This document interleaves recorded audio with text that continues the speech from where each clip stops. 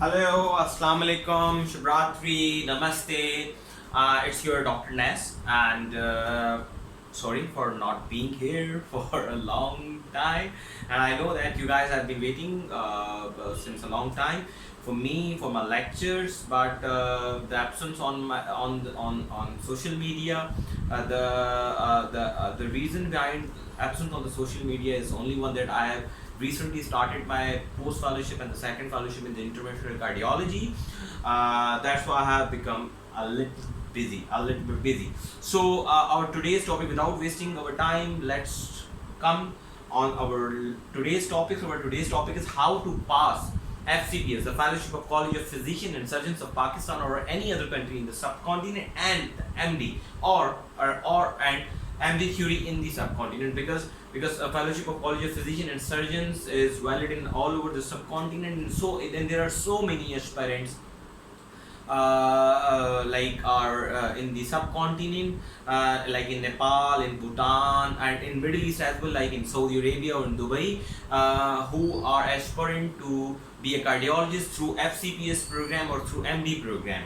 So I'm gonna make this video in Urdu. Why? Because my target population is Indians and the Pakistani or the people who are living in the subcontinent. So हम start करते हैं. इसको divide करेंगे हम 3 groups के अंदर.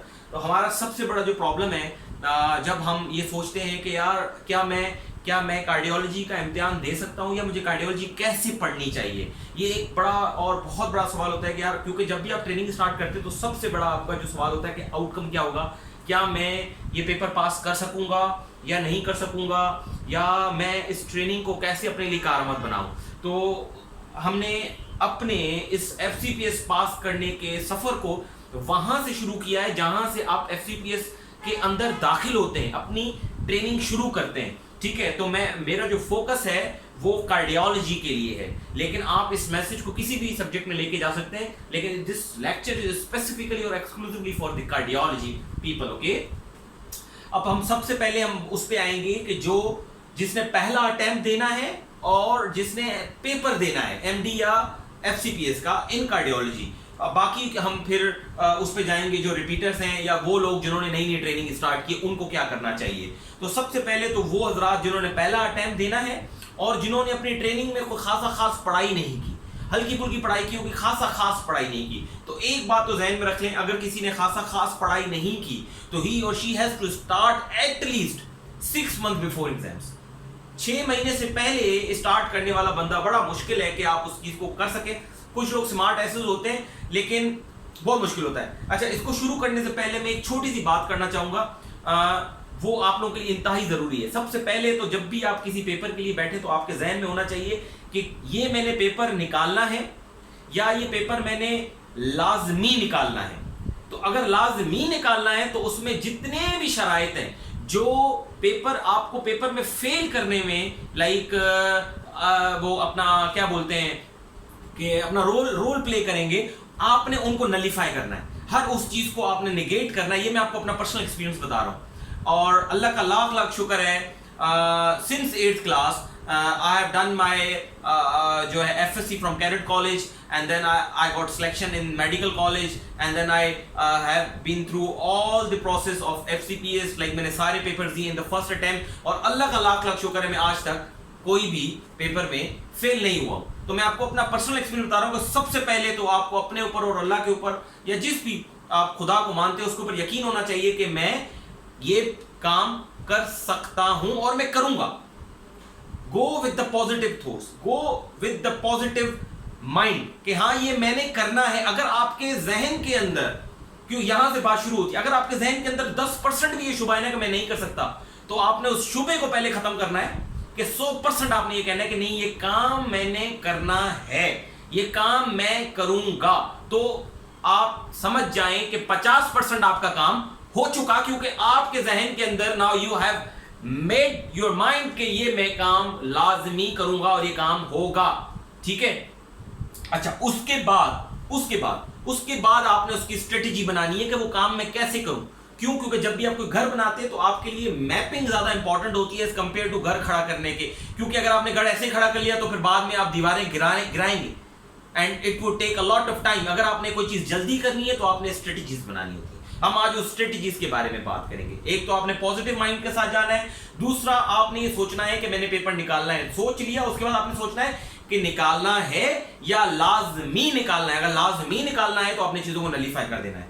अगर आपने लाजमी निकालना है तो at least start your studies at least 6 months before your attempt, before your exams. लेकिन अगर आप कहते हैं नहीं मैंने निकालना है, मेरे पास टाइम नहीं है, then you can start at least 3 to 4 months। लेकिन अगर आप, मेरे ख्याल से आपको इतना टाइम नहीं है, तो अगर और आपने अपनी ट्रेनिंग के दौरान पढ़ाई नहीं की तो मेरे ख्याल से आपको अटेम्प्ट नहीं देना चाहिए। क्योंकि कोई भी अटेम्प्ट आपको, जो लोग कहते हैं कि प्री मैच्योर, नहीं, मैं आपको कभी भी सजेस्ट नहीं करूंगा, स्पेशली कार्डियोलॉजी के अंदर, एफसीपीएस के अंदर और एमडी के अंदर, आपको कोई भी जो है ना अटेम्प्ट, वो आपको प्री मैच्योर नहीं देना चाहिए। वो आपके कॉन्फिडेंस को खराब करता है, वो आपको रिपीटर्स में शुमार करता है, वो आपको एक फेलियर से वो करता है। और एफसीपीएस में बहुत सारे लोग ऐसे होते हैं जो जिंदगी में पहली बार फेल हो रहे होते हैं, उनके लिए ये सदमा बर्दाश्त करना बहुत मुश्किल होता है। इसलिए मैं आपको सजेस्ट करूंगा कि आप सही टाइम पे पढ़ाई शुरू करें। अच्छा, अब once you start your studies, specially for the those who are like, जो फ्रेश हैं और जो पहली बार एफसीपीएस के लिए जा रहे हैं कार्डियोलॉजी में, उनके लिए सबसे इंपॉर्टेंट चीज है कि वो कौन सी किताब को उठाएं और वो कौन सी किताब को उठा के पढ़ें। उनके लिए सबसे इंपॉर्टेंट किताब कार्डियोलॉजी के अंदर टोपोल है। लोग कहेंगे ब्राउनवर्ल्ड है, फलाना है, नहीं, मैं आपको सजेस्ट नहीं करूंगा टोपोल। और उसमें अ फ्यू सिलेक्टेड गाइडलाइंस है, वो आपने करनी है, और बाकी थोड़ी बहुत मैं चीजें आपको बता दूंगा कि उसमें आपने क्या करना है। टोपोल, अब आप पूछेंगे टोपोल में मैंने क्या पढ़ना है। टोपोल में आपने टोपोल को वैसे सारा पढ़ना है, लेकिन कुछ चीजें जिनके ऊपर आपकी ग्रिप होनी चाहिए। अब कार्डियोलॉजी में प्रॉब्लम क्या है, कार्डियोलॉजी इज ऑल जो है ना inter related with each other. Like अगर आप मेडिसिन में हैं और आप सीएलडी पढ़ा है और आपने एसएलई पढ़ा है, तो बहुत कम लिंक होगा सीएलडी का एसएलई के साथ, गॉट इट। लेकिन कार्डियोलॉजी में ऐसा नहीं है। कार्डियोलॉजी में अगर आपने इस्कीमिया पढ़ा है और आपने हार्ट फेलियर छोड़ दिया है, तो इस्कीमिया के अंदर बहुत सारी ऐसी बातें होंगी जो हार्ट फेलियर में होंगी। या आपने इस्कीमिया पढ़ा है और इरिथमियास छोड़ दिया है, तो इरिथमियास की बहुत सारी ऐसी चीजें होंगी जो इस्कीमिया से रिलेटेड होंगी, और इस्कीमिया की ऐसी बहुत सारी चीजें होंगी जो इरिथमिया से रिलेटेड होंगी। So you can not leave anything in cardiology. Reason क्या है कि हार्ट बहुत छोटा है, एंड ऑल द टॉपिक्स जो उन्होंने यूनिट्स बना के रखे हुए, actually they are one unit, actually they are inter related and intermigrated with each other, इतना ज्यादा कि आप कोई चीज छोड़ नहीं सकते।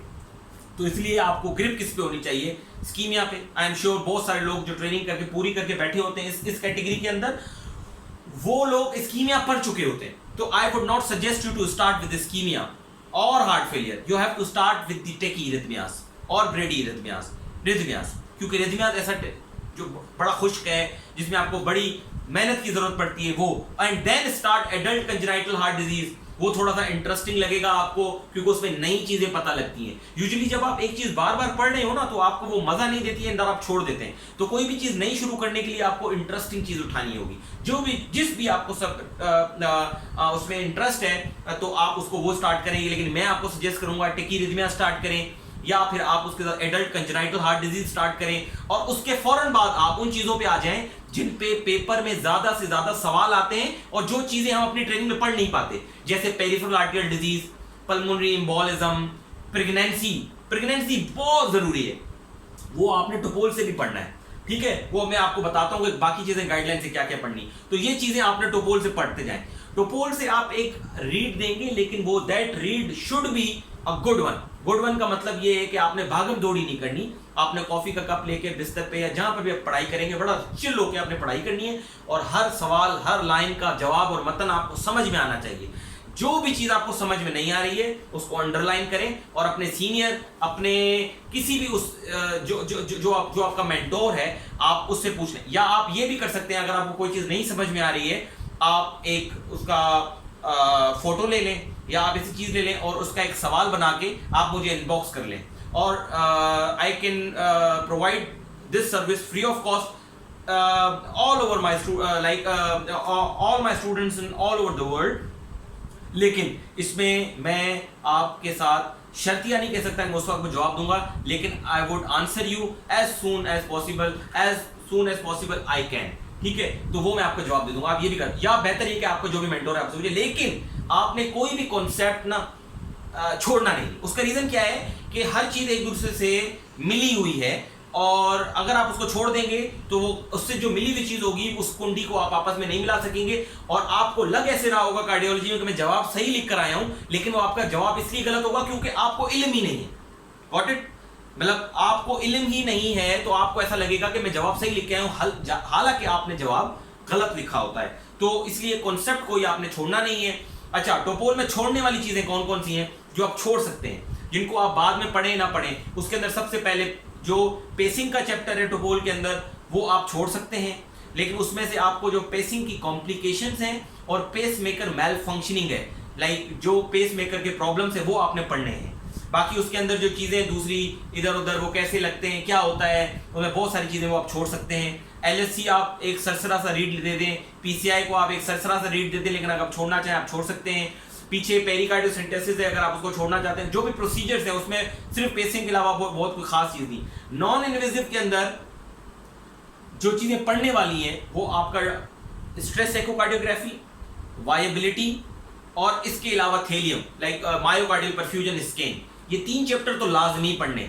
बाकी के आप जो भी चीज जो भी चैप्टर आप छोड़ रहे हैं ना, उसके लिए मैं आपको ये कहूंगा इस कैटेगरी के अंदर आप उसका टेबल जरूर पढ़ें। उसका रीजन क्या है कि जो भी समरी होगी वो आपको टेबल्स में पढ़ सकते हैं। ठीक है, ये तो चीजें हमने कर ली टोपोल में, ये आप छोड़ सकते हैं। इसके अलावा जैसे ट्यूमर्स हैं, ट्यूमर्स में आप अगर सारा नहीं पढ़ रहे भले ना पढ़ें, लेकिन आप उसके टेबल जरूर पढ़ें, बहुत जरूरी है। इसी तरीके से अगर आपने हार्ट फेलियर के चैप्टर में हार्ट ट्रांसप्लांट नहीं पढ़ना है तो ना पढ़ें, लेकिन हार्ट ट्रांसप्लांट के टेबल जरूर पढ़ें।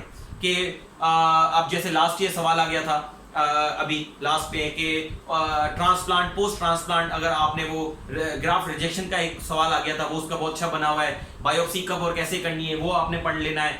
एल्वेट पे एल्वेट की कॉम्प्लिकेशंस हैं, एल्वेट के इंडिकेशंस हैं, हार्ट ट्रांसप्लांट के इंडिकेशंस हैं, ये सारे टेबल्स बने हुए। तो बेहतर है कि आप जो चीज छोड़ रहे हैं उसके आप टेबल्स पढ़ लें।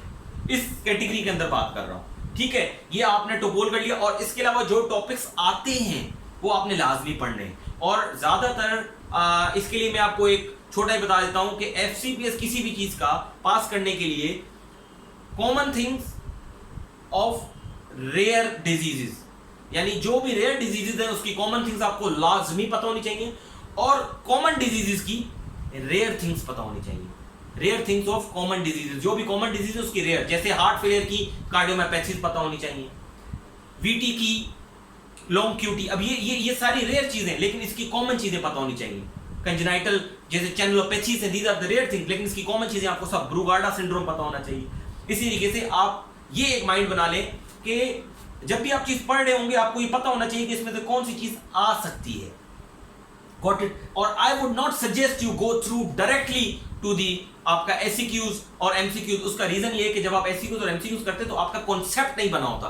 अगर आपकी थ्योरी नहीं, और अगर इत्तेफाक से आपकी थ्योरी निकल भी गई धुक्के पे, जो 1-2% लोगों की निकल जाती है जो लोगों को मिसगाइड करते हैं, तो उस पे फिर ये क्या होगा, आप लॉन्ग केस और शॉर्ट केस क्लिनिकल में फंस जाएंगे, जो मैं बाद में आपको बताऊंगा कि उसको कैसे प्रिपेयर करना है।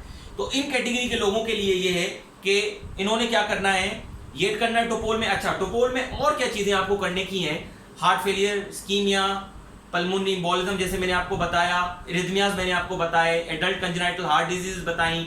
अच्छा, हार्ट फेलियर में मैंने आपको बताया एल्वेट, वो आप चीजें छोड़ सकते हैं। इसके अलावा ये बाकी चीजें आपको लाजमी करनी है।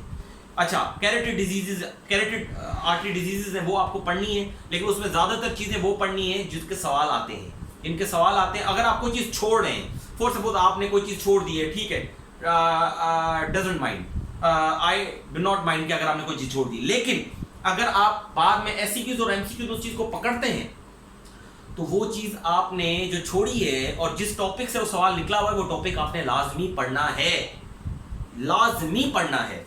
और वेलुलर हार्ट डिजीज, जैसे वेलुलर डिजीज भी आपने पूरा पढ़ना है। ये जो मैं चीजें बता रहा हूं ना, आपको पूरी लाइन बाय लाइन टोपोल में पढ़नी है। उसका रीजन क्या है, सवाल कहीं से भी आ सकता है, और टोपोल में बहुत सारी ऐसी चीजें जो बिल्कुल आखिर में लिखी हुई है और आपको पता भी नहीं लगेगा। जैसे एफिब के अंदर स्पेशल कंसीडरेशंस में बहुत सारी ऐसी चीजें लिखी हुई है कि प्रेगनेंसी में एफिब में कौन सी दवाई देनी चाहिए, क्विनिडीन, तो ये चीज आपको वहां मिल जाएगी। सभी बहुत सारी तरह के सुप्रावेलुलर सिनोसिस के अंदर इंडिकेशंस क्या हैं, प्रेगनेंसी में कब करेंगे, एथलीट्स में क्या करेंगे, कौन से ग्रेडियंट्स होंगे, तो आपको बिल्कुल आखिर में एएसके में बिल्कुल आखिर से ऐसा लिखा हुआ मिल जाएगा। तो इस तरह इसलिए कोई चीज छोड़नी नहीं है आपने, ठीक है। टोपोल के अंदर जो छोड़ने वाली चीजें वो मैंने आपको बता दी है। कि नॉन इन्वेजिव में आपने जो छोड़ना है, और क्लिनिकल्स के अंदर जो क्लिनिकल में सिनकपी है और आपका लिपिड प्रोफाइल है, ओबेसिटी है, डायबिटीज है, ये आपने सारा करना है। इनमें आप कुछ कुछ चीजें छोड़ सकते हैं, लेकिन आई वुड सजेस्ट यू कि सारा करें। क्यों? क्योंकि उसमें आपको बहुत सारी सी चीजें पता लगेंगी जो आगे चैप्टर्स में नहीं लिखी होंगी, जो यहाँ पे लिखी भी होंगी, और इनसे लोगों से पूछा जाता है और बहुत सारे लोगों को इस चीजों पे फेल किया जाता है। क्योंकि जब तक आप पूरा चीज नहीं पढ़ेंगे, पूरा टोपोल नहीं पढ़ेंगे, ऐसे समझे कि आपने कोई ना कोई चीज आपने हार्ट पे छोड़ दी है, जिससे अगर सवाल आएगा तो वहां पे प्रॉब्लम होगा। क्योंकि टोपोल इस that is why I am telling you कि 6 मंथ्स आपको एटलीस्ट चाहिए कि आप उसको अच्छे से पढ़ें। जब आप एक पढ़ लेंगे तो आपका एक आपका कॉन्सेप्ट बन जाएगा अबाउट कार्डियोलॉजी, कि कार्डियोलॉजी ऐसी होती है। फिर आपने कुछ चीजों को पक्का करना है। अब वो पक्का करने के लिए मैं आपको बताऊंगा आखिर में क्या करना है आपने। ठीक है, ये आपने पढ़ लिया अच्छा सा, उसको कॉन्सेप्ट बना के आपने कॉन्सेप्ट समझ के आपने कर लिया, उसका कुछ गाइडलाइंस है जो आपने पढ़नी। अब मैं आपको कहूंगा कि आप इस्कीमिया की जो गाइडलाइंस है भले डिटेल में ना पढ़ें, आप उसकी रिकमेंडेशन मोबाइल ऐप से पढ़ लें, आई डोंट माइंड। लेकिन इस्कीमिया के अंदर, हार्ट फेलियर के अंदर ऐसी चीजें जो, या वेल्वुलर के अंदर जो रेयर है, जो ग्रे जोन में वो आपको अप टू डेट से पढ़नी है। अब इसका मैं मिसाल बताता हूं आपको। जैसे किसी पेशेंट को एमबीआर लगा हुआ है और उसको स्ट्रोक हो जाए तो उसकी एंटीकोगुलेशन की मैनेजमेंट क्या होगी? It is not written in guidelines. वो आपको कहां से पढ़ना है? वो आपको अप टू डेट से पढ़ना है। इसी तरीके से अगर कोई पेशेंट प्रेग्नेंट है और उसको dissection versus ST elevation MI का वो है, क्योंकि एसटी एलिवेशन तो आपको पता है डायसेक्शन में भी हो सकती है, क्योंकि अगर किसी पेशेंट की इंफीरियर आर्टरी, इंफीरियर जो कस्प है मोस्ट कॉमनली डायसेक्ट होता है, या इंफीरियर जो राइट कॉर्निया आर्टरी है, वो सॉरी राइट कॉर्निया आर्टरी है जिसकी वजह से इंफीरियर एमआई होता है, वो मोस्ट कॉमनली डायसेक्ट होती है प्रेग्नेंट फीमेल्स के अंदर। और यंग प्रेग्नेंट फीमेल में it is most common cause कि स्पॉन्टेनियस जो है ना एओर्टिक डायसेक्शन होती है। तो अब उसको आप कैसे रूल आउट करेंगे, उसको आप कैसे मैनेज करेंगे वर्सेस एसटी एलिवेशन एमआई, उसको एसके लगाएंगे कि नहीं लगाएंगे, इस तरह के सवाल। या इस्कीमिया में डीएपीटी विद एफिब कैसे देनी है, इस तरह के सवाल। ये चीजें आपको गाइडलाइंस में बहुत रेयर मिलेंगी तो आपको बहुत पढ़ना पड़ेगा। तो इट्स बेटर कि आप सीनियर से पूछें, या तो वो तो शॉर्ट करें अगर कोई बहुत अच्छा सीनियर है आपके पास अवेलेबल है, या आप मुझसे पूछ लें। अगर मैं आपकी हेल्प कर सकूंगा तो मैं आपको बता दूंगा। या better thing, the best thing is to do is up to date, which I did in my exams. आप अप टू डेट को खोल के उसका रेफरेंस ले लें। और इसका बेस्ट तरीकेकार ये होता है कि आप जब यहाँ हैं तो इस तरह के जो केसेस आपके रेयर केसेस हैं, जो अगर आप यहाँ हैं फ्रेशली आपने ट्रेनिंग स्टार्ट की, तो आप उसको पढ़ते जाएं, उसके नोट्स बनाते जाएं, या अपने ज़हन में रखते जाएं कि मैंने इसको इस तरह मैनेज किया था। तो इस तरह के बहुत सारे सवाल, जैसे एचसीएम के अंदर एमआई हो जाए तो फिर उसको कैसे मैनेज करेंगे, एचसीएम के अंदर एफिब हो जाए आप उसको कैसे मैनेज करेंगे। तो ये इस तरह के, क्योंकि सवाल यहीं से आएंगे। आपसे कोई स्ट्रेट फॉरवर्ड एचसीएम नहीं पूछेगा, आपसे कोई स्ट्रेट फॉरवर्ड हार्ट फेलियर की मेडिकेशंस नहीं पूछेगा। ठीक है, तो ये चीजें आपने अपने जहन में, जब भी कुछ चीज पढ़ रहे होंगे तो आप अपने जहन के अंदर ही अपने आप से सवाल करते जाएंगे कि यार ये भी सवाल आ सकता है तो मैं इसको देख लूं। वो आपको खुद आएगा। अगर नहीं आ रहा है तो मैं आपको बताऊंगा कि वो फिर कैसे आएगा और उसका जवाब कैसे आएगा। तो ये आपने कर लिया। अच्छा, गाइडलाइंस पे हम थे। इस्कीमिया की गाइडलाइंस डिटेल में एक्सक्यूज मी नहीं पढ़नी है। हार्ट फेलियर की पढ़नी है, अगर आप पढ़ना चाहते हैं तो पढ़े, लेकिन वरना इनकी रिकमेंडेशंस तो बहुत जरूरी है। रिकमेंडेशन आपने सारी पढ़नी है मोबाइल ऐप से, ठीक है। अच्छा, उसके अलावा आपने एट्रियल फिब्रिलेशन की गाइडलाइन डिटेल में पढ़नी है, बिल्कुल 100% पढ़नी है। एसवीटी नहीं पढ़नी है। VT with sudden cardiac death yes पढ़नी है, 100% पढ़नी है। अच्छा, उसके अलावा पल्मोनी एम्बोलिज्म की डिटेल गाइडलाइन यस पढ़नी है। उसके अलावा पेरिकार्डाइटिस की डिटेल गाइडलाइंस नहीं पढ़नी है, भले ना पढ़े। उसका रीजन ये है कि टोपोल में पेरिकार्डाइटिस बहुत अच्छा लिखा हुआ है, आप बिल्कुल ना पढ़ें। अच्छा, उसके अलावा आपने प्रेगनेंसी की डिटेल गाइडलाइंस यस पढ़नी है। ईएससी की प्रेगनेंसी की डिटेल गाइडलाइंस लाजमी पढ़नी है। एडल्ट कंजेनाइटल के हार्ट डिजीज की डिटेल गाइडलाइन नहीं पढ़नी है, ठीक है। इस्कीमिया की मैंने बताया नहीं पढ़नी है। इरिथमिया में मैंने बता दिया नहीं, जो पढ़ने की वो पढ़नी है। ब्रेडी इरिथमिया में कोई detail guideline I don't think वो पढ़ने की जरूरत है। लेकिन ये जो चीजें आप नहीं पढ़ रहे हैं ना, ये आपने रिकमेंडेशन जरूर देखनी है। एडल्ट कंजेनाइटल की रिकमेंडेशन, यानी रिकमेंडेशन का मतलब ये कि एग्जीक्यूटिव समरी या रिकमेंडेशन जरूर देखनी है। और जो भी अपडेट आई है, जो भी अपडेट या नया ट्रायल, जो लैंडमार्क ट्रायल है, वो आपने लाजमी पढ़ना है और देखना है। जैसे प्रिजर्व एम्परर प्रिजर्व्ड आ गया, एम्परर रिड्यूस आ गया, SGLT2 के जितने नए ट्रायल्स हैं, हार्ट फेलियर में जितनी इनोवेटिव या जो भी इनोवेशंस हुई है वो आपने देखनी है। ICD पे कोई नया ट्रायल है वो आपने देखना है। लीडलेस स्पेस मेकर पे कोई ट्रायल है वो आपने जरूर देखना है। टैवर के ऊपर नई रिकमेंडेशंस आई वो देखनी है। वेल्वुलर की जो नई गाइडलाइंस आई है वो आपने देखनी है, ठीक है, जो भी बिल्कुल रिसेंट गाइडलाइन। ESC की जितनी अपडेट्स अभी न्यू आई है 2021 के अंदर वो आपने लाजमी देखनी है। तो यू शुड बी अपडेटेड, ताकि अगर आप, क्योंकि आप एक you want to be a cardiologist, okay, so if you want to be a cardiologist, तो कार्डियोलॉजिस्ट शुड बी अपडेटेड, तो आपको अपडेट होना चाहिए। पहले आप अपनी साउंड नॉलेज बनाएंगे टोपोल से, फिर आप गाइडलाइन से रिकमेंडेशन पढ़ेंगे, ट्रीटमेंट पढ़ेंगे, और इस दौरान अगर आपको कोई भी प्रॉब्लम है किसी कॉन्सेप्ट में, तो आपने वीडियोस देखनी है, ठीक है, वीडियोस देखनी है। और ये अब आपके ऊपर डिपेंड करता है आप कितने शार्प हैं। आप एक दिन में 4 घंटे पढ़ के ये काम कर सकते हैं, तब भी ठीक है। आप एक दिन में 8 या 12 घंटे ये काम कर सकते हैं, तब भी ठीक है। तो आई वुड सजेस्ट यू कि आप पढ़ें 6 या 3-4 घंटे, बाकी टाइम पे आप जो है ना पढ़ें। उसका रीजन ये कि आप बहुत ज्यादा एक दिन में पढ़ेंगे, फिर आप अगले दिन पढ़ नहीं सकेंगे। तो give some time to yourself, weekend पे ना पढ़ें। What I used to do, मैं वीकेंड्स पे नहीं पढ़ता हूँ, ठीक है। Today's weekend, that's why I am not studying, I am just want you guys to study yourself, but I am not studying because मैं weekends पे नहीं पढ़ता हूँ, ठीक है। weekends पे ना पढ़ें, अपनी पार्टीज पे जाएं, अपने आप को रिलैक्स रखें, फ्रेश माइंड के अंदर चीजें अच्छी तरीके से एब्जॉर्ब होती हैं। और जो चीज समझ में नहीं आ रही उस पर बहुत परेशान ना हो, गूगल इट और आस्क योर सीनियर्स, लेकिन आप उसको क्लियर जरूर करें। किसी चीज की एनाटॉमी समझ में नहीं आ रही माइट्रल वाल्व की, उसको गूगल कर लें, ठीक है। यूज द टेक्नोलॉजी, ये आपने चीजें। और सबसे आखिर में जो मोस्ट इंपॉर्टेंट है वो ग्रुप डिस्कशंस है, और उसके बाद एमसीक्यूज और एमसीक्यूज मैं बताता हूँ। ग्रुप डिस्कशंस क्यों इंपॉर्टेंट है? जो सवाल आपका दोस्त आपसे पूछेगा वो आपको कभी भी नहीं भूलेगा। और इसी तरीके से एससीक्यूज और एमसीक्यूज, एससीक्यूज की जो भी किताबें हैं वो ऑक्सफोर्ड 50 केसेस हैं, वो आप पढ़ें, बहुत अच्छे लिखे हुए हैं। उसमें बहुत सारी चीजें ऐसी हैं जो आपको मेडिसिन रिलेटेड कार्डियोलॉजी में पता लगेंगी, सीकेडी के क्राइटेरिया, राइफल, फलाना ढिमकाना, there are lot of things which are related to cardiology, आपको पता लगेंगी। इसके अलावा 1-2 और किताबें हैं, लेकिन आई वुड सजेस्ट यू, अगर आपने ये सब चीजें की हुई हैं तो उसकी डिटेल पढ़ने की जरूरत नहीं है, क्योंकि उसमें हर केस की बहुत डिटेल लिखी हुई है, वो आप ना पढ़ें। लेकिन आपको ये पता होना चाहिए कि एससीक्यूज किस तरह आते हैं, ओके। और क्या कर सकते हैं आप, जितनी भी एससीक्यूज के पास्ट पेपर्स हैं उसमें आप सवाल देखें और जवाब लिखें, और वो जवाब आप खुद चेक नहीं करेंगे, सॉरी नहीं, ये जितने भी लोगों ने सवाल के जवाब खुद चेक किए हैं वो गॉड फॉरबिड उनका पेपर नहीं निकला है। रीजन इज दैट कि आप अपने लिए अच्छे जज हो ही नहीं सकते, आपने किसी दूसरे से वो पेपर चेक कराना है, किसी सीनियर से, किसी अच्छे सीनियर से, कि जो है ना वो उससे आपने चेक कराना है। आप मुझे भी भेज सकते हैं, लेकिन अगेन मैं आपको वही बात करूंगा कि मैं आपको ये गारंटी नहीं दूंगा कि मैं आपको कितनी देर में उसका जवाब भेजता हूं। आप मुझे वो भेज दें, वो लिख के, और I would check it out, और मैं आपको उसके नंबर दे दूंगा। मैं ये कर सकता हूँ, yes I can do this, लेकिन उसके लिए आपको क्या करना होगा, मेरा जो फेसबुक का पेज है नवीद अहमद शेख, आप वहां पे जाके मुझे इनबॉक्स करेंगे वो अपने क्वेश्चन और आंसर्स, मैं आपको फिर जो है उसका नंबरिंग करके भेज दूंगा। लेकिन मैं आपके लिए उसके लिए शर्त नहीं कर सकता, मैं हो सकता है 1 घंटे में जवाब दूं, और मैं हो सकता है मैं 1 हफ्ते के अंदर अंदर जवाब दूं, तो वो मैं कर दूंगा, ठीक है।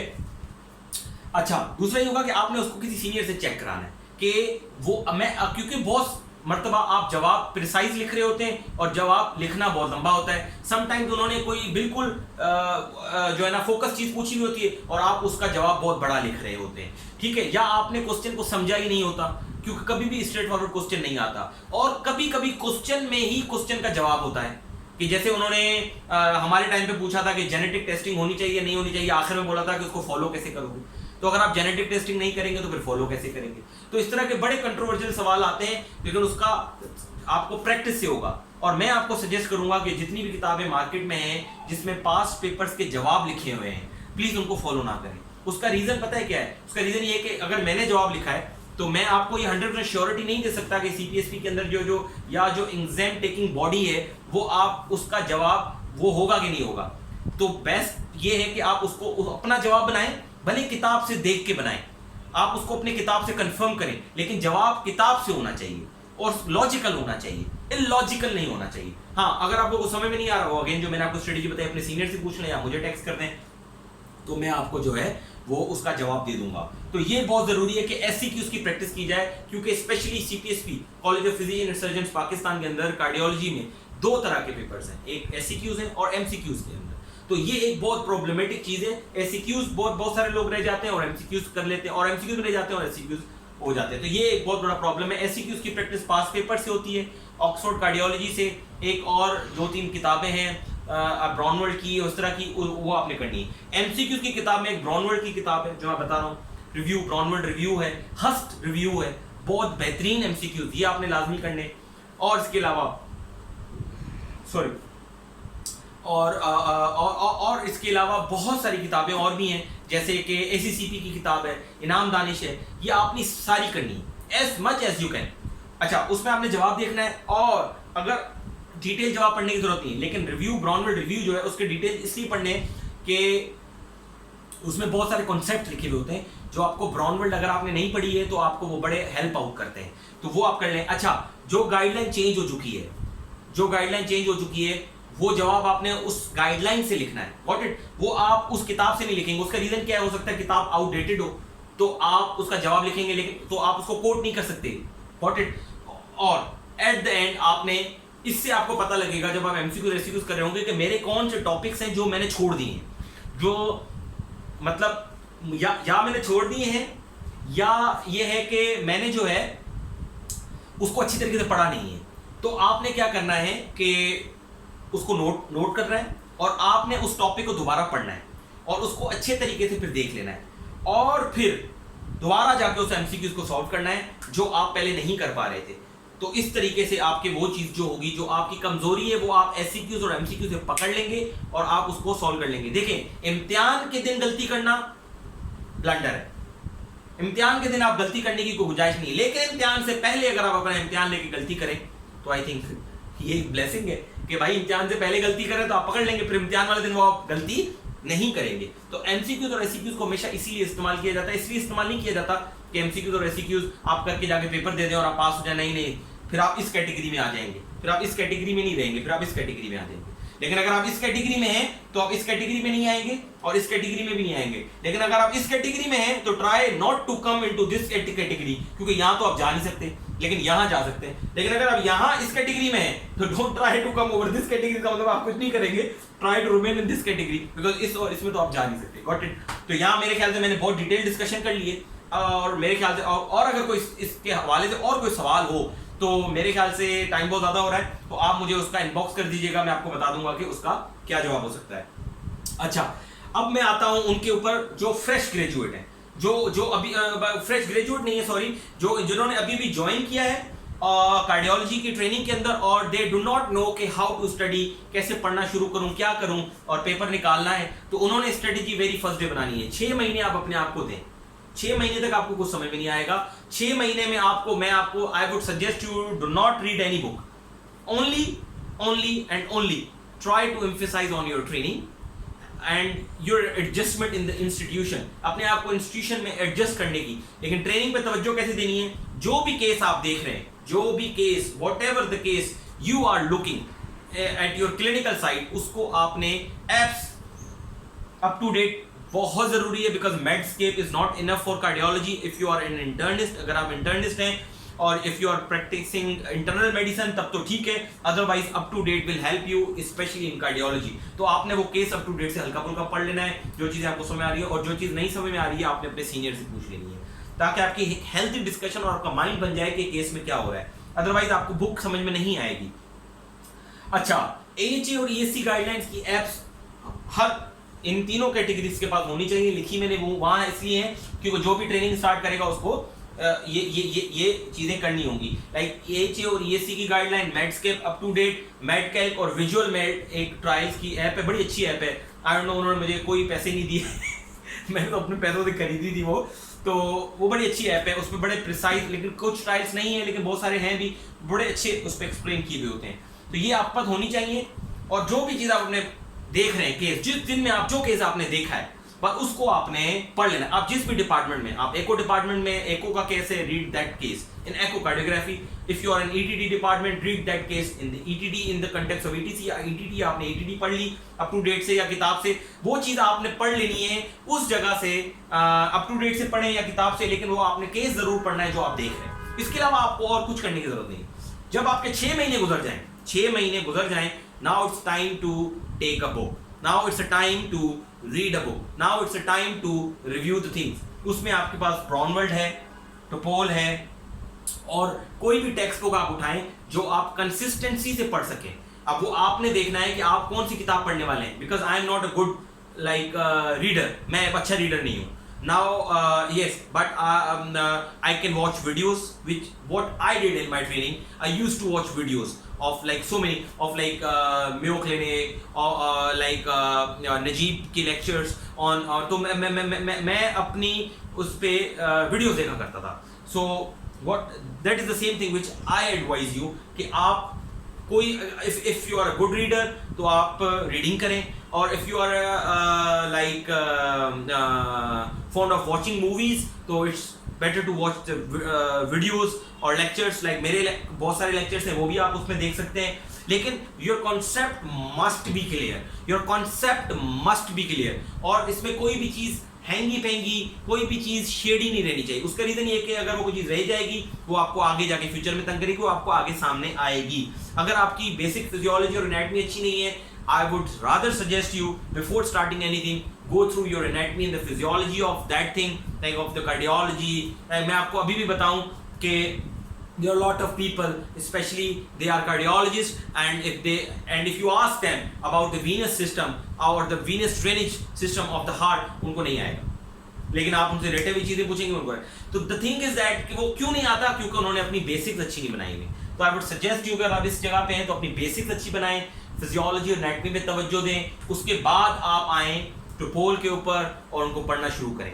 और basic physiology, if you are starting ischemia, start from the plaque morphology. Plaque कैसे बनता है, किससे बनता है, प्लाक टूटने से क्यों थ्रोम्बस बनता है, कैसे थ्रोम्बस बनता है, क्या उसके मेथोडोलॉजीज हैं.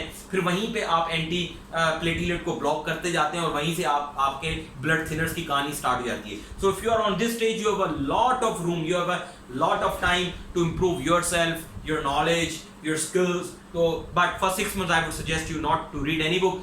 सिर्फ वो टॉपिक पढ़ना है अपने उस बुक से जब जो आप केस देख रहे हैं. उसके बाद आपने स्टार्ट करना है और आपने एक स्ट्रेटजी बनानी है. 6 महीने के बाद भी, 1 साल के बाद भी if you are doing this it's enough, कोई मसला नहीं. लेकिन 1 साल के बाद आपके पास टाइम नहीं है. 1 साल अगर आपने कार्डियोलॉजी में गुजार लिया, नाउ यू हैव ऑल हो now about the cardiology, you need to start from Topol और ब्रॉनवर्ल्ड और हर्स्ट और एनी गुड टेक्स्ट बुक जो आपको इनफ गाइडेंस दे. वीडियोज और discussions are very important, very very very important. Why? Because discussions जो है ना आपका माइंड खोलती हैं. बहुत सारी ऐसी चीजें जो आपको डिस्कशंस में आएंगी. मतलब आपने डिस्कस करना है कोई भी, जैसे आपने हार्ट फेलियर के बारे में डिस्कस किया, या डीएपीटी को कैसे स्विच करना है वो आपने डिस्कस किया, ट्रिपल थेरेपी को आपने डिस्कस किया, वो चीजें आपको नहीं भूलेंगी. और बहुत सारी ऐसी चीजें हैं जो टोपोल से या किसी भी किताब से, लाइक ब्रॉनवेल से या हस से हम लोग पढ़ रहे होते हैं, तो हमें लग रहा होता है उसका वो ये कहना चाह रहा है, हालांकि वो ये नहीं कहना चाह रहा होता. रीजन इज दैट कि we specially the people of subcontinent, English is not our like native language नहीं है हमारे लिए, ठीक है, वो हमारी मदर टंग नहीं है. तो मोस्ट ऑफ द टाइम ऐसा होता है कि हम कुछ समझ रहे होते हैं, होता उसमें कुछ है, और most of the time terminology उस तरह की चीजें यूज हो रही होती है जिसमें हम थोड़ा सा प्रॉब्लम हमारे लिए होता है. तो it's better to do the discussion. तो डिस्कशन में बहुत सारी चीजें क्लियर हो जाती हैं, क्योंकि आप ये बात कर रहे होते हो, आपको नहीं, आप तुम तो गलत सोच रहे हो, ये यूं होना चाहिए. तो वो चीजें आपकी बड़ी उसमें आपकी आप उनकी अपनी गलतियों को ओमिट कर लेते हैं. गाइडलाइंस, बहुत सारे लोग क्या करते हैं, सिर्फ ट्रेनिंग में गाइडलाइंस पढ़ रहे होते हैं. भाई गाइडलाइंस आपको सिर्फ गाइड करती हैं एक हद तक. गाइडलाइन आपको ग्रे जोन कभी भी नहीं बताएगी. गाइडलाइन आपको सिर्फ ये बताएगी कि दरवाजा खुलना है इस तरफ, दरवाजा बंद होना है इस तरफ, बस. गाइडलाइन आपको ये नहीं बताएगी अगर दरवाजा खराब हो जाए तो फिर क्या करो. समझ रहे हैं? तो इसके लिए गाइडलाइन जरूर पढ़ें, बुरा नहीं है, लेकिन गाइडलाइन तो आपको सिर्फ गाइडलाइन गाइड करेगी. इस तरह तो कोई भी चौकीदार, कोई भी वॉचमैन, कोई भी स्वीपर, कोई भी नॉन मेडिकल बंदा, इवन कोई भी बंदा, चाहे वो इतना पढ़ा लिखा ना हो, आप उसको गाइडलाइन बता दें, क्या वो गाइडलाइन को प्रैक्टिस करेगा? वुड ही बी कार्डियोलॉजिस्ट और would she be cardiologist? No, never at all. तो इसलिए गाइडलाइंस और ट्रायल्स को इतनी तवज्जो नहीं देनी. वो आपने एट द एंड पढ़ने, पहले आपने अपनी बेसिक्स, पहले अपने आप को ग्रूम करना है कार्डियोलॉजी में, पहले अपने आप को कार्डियोलॉजिस्ट बनाना है, फिर आपने गाइडलाइंस पढ़नी है. ठीक है? आप कभी भी गाइडलाइंस बता के पास नहीं हो सकते, आप कभी भी गाइडलाइंस बता के कार्डियोलॉजिस्ट नहीं बन सकते. तो गाइडलाइंस आपने पढ़नी है और उसमें वो चीजें पढ़नी है जो आपको समझ में नहीं आ रही. यार मैं ये केस इस तरह आया था, तो मैं इसको जरा कैसे, गाइडलाइन क्या कहती है इसके लिए, रिकमेंडेशन के बारे में, तो वो जरूरी है, क्योंकि गाइडलाइंस आपको डेटा बताती है. डेटा कि यार ये ट्रायल हुआ था, तो गाइडलाइन, हर गाइडलाइन की एक लाइन ट्रायल्स में बनी हुई है. तो जब आप गाइडलाइंस पढ़ रहे होंगे तो ऑटोमेटिकली आपको ये पता होना चाहिए कि ये गाइडलाइन की कौन सी लाइन कहाँ से ड्राइव हुई है. तो ये जब आप डिस्कशंस करेंगे और गाइडलाइंस पढ़ेंगे, तो और गाइडलाइंस आप कोशिश करें, again the thing is that कि अपनी ऐप से रिकमेंडेशन जरूर पढ़ें. और फिर आप जो जो डिटेल गाइडलाइन मैंने यहाँ बताई वो आप पढ़ लें, अदरवाइज सारी गाइडलाइंस डिटेल पढ़ने की जरूरत नहीं है, आप यहाँ सिर्फ रिकमेंडेशंस पढ़ें और जब यहाँ आएंगे जो जो गाइडलाइंस मैंने बताई थी डिटेल में पढ़ने की आप वो पढ़ लें, your things would be enough, because guidelines बहुत चेंज होती रहती है, तो हर गाइडलाइन डिटेल में पढ़ने की जरूरत नहीं होती है, उसकी रिकमेंडेशंस और executive summary are more important, या मेजरली जो चीजें वो आपको बहुत जरूरी है वो पता होनी चाहिए, तो वो आप पढ़ लें। उसके बाद ट्रायल्स जो भी नए आए वो आप पढ़ते जाएं, पुराने सिर्फ लैंडमार्क ट्रायल पढ़ने की जरूरत है जिसमें से गाइडलाइंस ड्राइव हुई है, जैसे होप ट्रायल है, लाइफ ट्रायल है, और इम्प्रूव ट्रायल है, और क्योर ट्रायल है, क्रीडो ट्रायल है, इस तरह के बहुत जितने भी जो वो ट्रायल जो लैंडमार्क ट्रायल्स हैं हमारी कार्डियोलॉजी के अंदर वो आपने पढ़ने हैं, उसके अलावा आपको सारे ट्रायल्स पता होने की कोई जरूरत नहीं है, और पता है तो यू आर गुड। अच्छा, इन लोगों को, ये जो लोग हैं जिन्होंने सब ये किया है, they need only 100 days before exam. अगर आपने ये सब किया है ना, what I did in my training, you need only 100 days, और 100 days में ज्यादा कह रहा हूं, 100 days में वो कह रहा हूं कि he or she would be chill कि उसका पेपर निकल जाएगा, मैं लिख रहा हूं क्योंकि ये आपने सब किया अपने ट्रेनिंग में, आप पास होंगे। क्यों? क्योंकि आपने अपनी ट्रेनिंग अच्छी की है, आपको अपने केसेस पता है, आपको अपने सब्जेक्ट पे ग्रिप है, आपको एनाटॉमी फिजियोलॉजी बेसिक सब चीज़ें पता हैं, आपने सब चीज़ें अच्छे से पढ़ते हुए आए हैं, डिस्कशंस की हैं, ग्रुप डिस्कशंस हुई हैं, आपकी चीज़ें कवर्ड हैं। अब आपने उन सब चीज़ों को रिवाइज करना है, और जो नोट्स आपने बनाए हैं, मेक नोट्स मैंने कहा, अगर आपने बनाए हैं तो आप उनको रिवाइज करेंगे, लेकिन वो कब करेंगे? जब आप सारा स्टफ रिवाइज कर चुके होंगे, सारा, उसके बाद अपने नोट्स रिवाइज करेंगे, फिर आप एमसीक्यूज और एससीक्यूज जो मैंने यहाँ बताया वही आपने यहाँ पे करना है, और बाद में हेल्दी ग्रुप डिस्कशंस हैं कि अपने एट द एंड, क्योंकि जब तक आपको कुछ पता नहीं होगा ना, अगर आप डिस्कशन में सबसे पहले बैठ गए, लाइक अगर मैं डिस्कशन यहाँ लिख लेता तो सिर्फ डिस्कशंस में क्या होती? बातें, समोसे, पकोड़े, गपशप, कोई, अगर आप ये सब कुछ करने के बाद डिस्कशन करेंगे, ये सब कुछ करने के बाद डिस्कशन करेंगे, ये सब कुछ करने के बाद डिस्कशन करेंगे, तो क्या होगा? आपकी हेल्दी डिस्कशन होगी, आपको पता होगा कि मैं क्या डिस्कस करने जा रहा हूं, आप कार्डियोलॉजी डिस्कस करेंगे, वरना यहां आप करेंगे, यहां अगर आप डिस्कशन करेंगे तो आप सिर्फ बकवास करेंगे।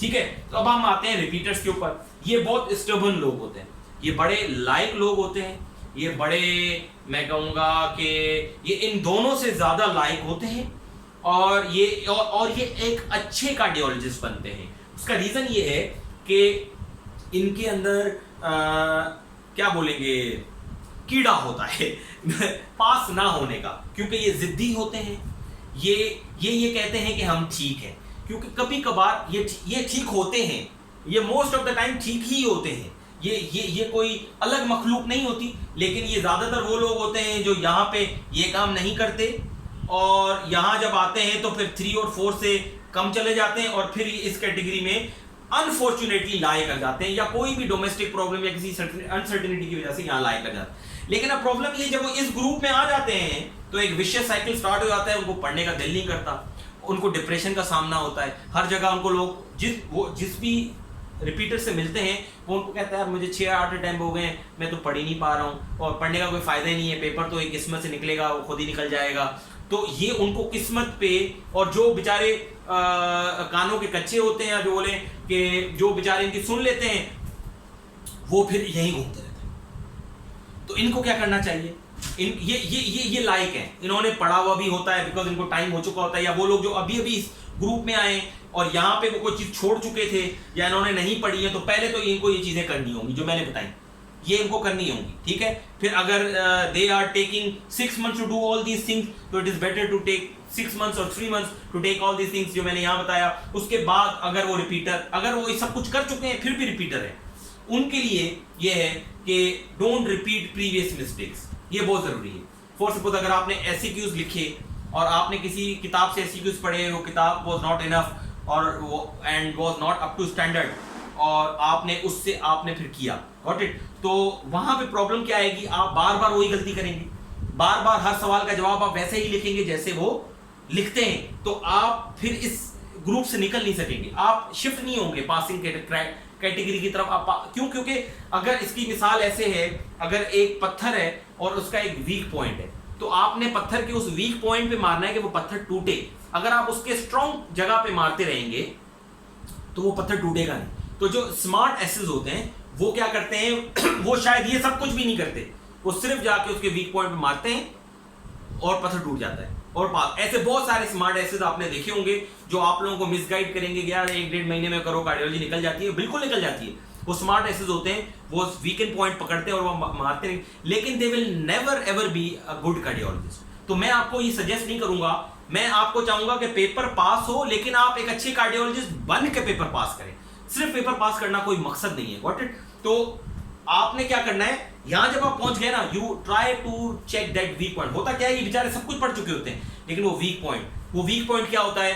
पेपर कैसे आता है, पेपर कैसे सॉल्व किया जाए, पेपर को कैसे लिखा जाए, एमसीक्यूज आपको कैसे प्रैक्टिस करनी है, कार्डियोलॉजी में ऐसे कौन से कॉन्सेप्ट्स हैं जो मैं मिस कर रहा हूं और वो मैं बार बार आ रहे हैं। जैसे मैंने आपको बताया, क्या मैंने आपको बताई कि कॉमन डिजीजेस की रेयर थिंग्स और रेयर डिजीजेस की कॉमन थिंग्स आपको पता होनी चाहिए, वो उनको नहीं पता होती हैं।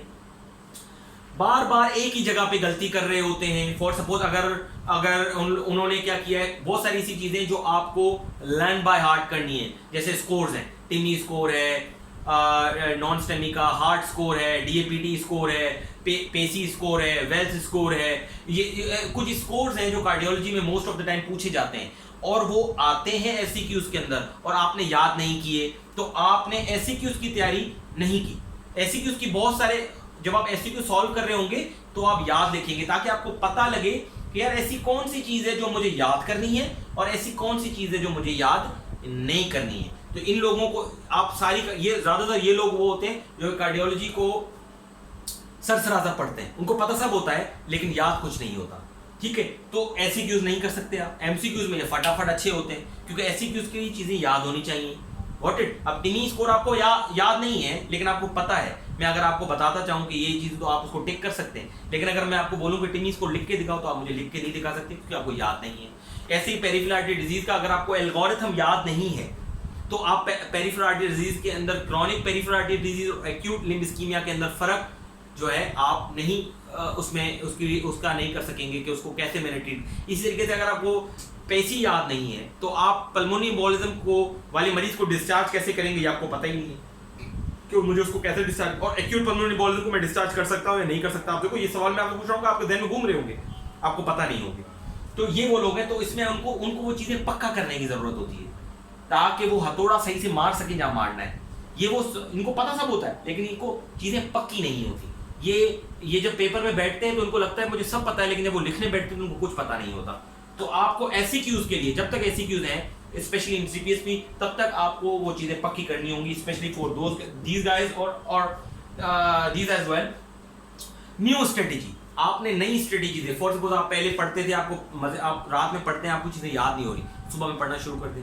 पहले आप सोलो पढ़ रहे थे, अब आप ग्रुप डिस्कशन करना शुरू कर दें ताकि चीजें याद हो।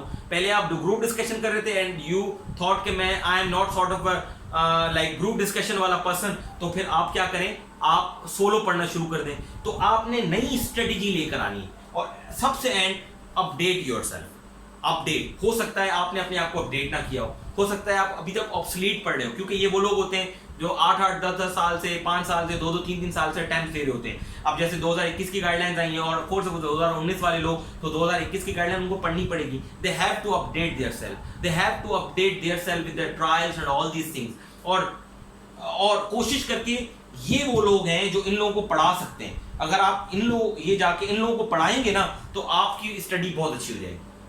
तो आप अगर अपने जूनियर्स को पढ़ाएंगे तो बहुत सारी ऐसी चीजें होंगी जो क्लियर हो जाएंगी, क्योंकि पढ़ाने से क्या होता है, पढ़ाने से आप अपने आप से सवाल पूछते हैं। आप पढ़ाएंगे तब जब आप 200% श्योर होंगे। आप तब तक नहीं पढ़ा सकते जब तक आप 200% श्योर नहीं है। तो आई वुड सजेस्ट यू कि आप क्या करें, पढ़ाएं।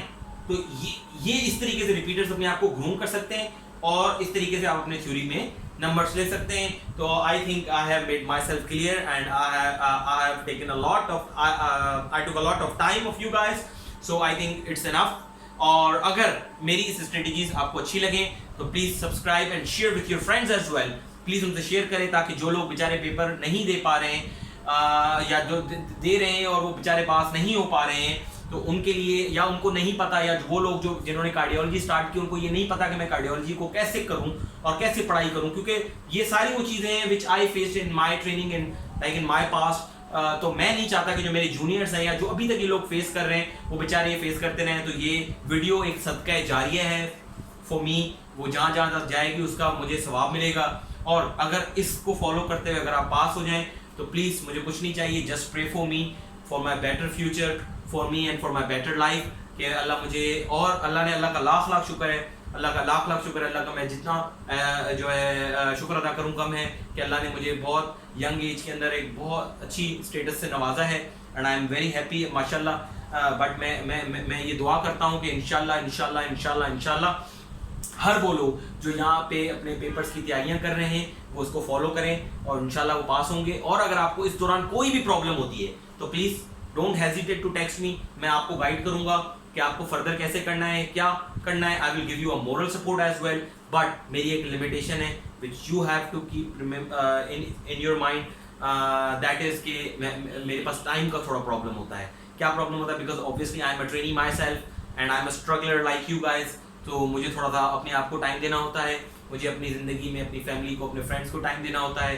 That is the reason. हो सकता है मैं आपको लेट रिस्पॉन्ड करूँ, तो उस पर प्लीज़ हार्श कमेंट्स और हार्श होने की ज़रूरत नहीं है, परेशान होने की ज़रूरत नहीं है कि मैं किसी को इग्नोर कर रहा हूँ। No, never at all.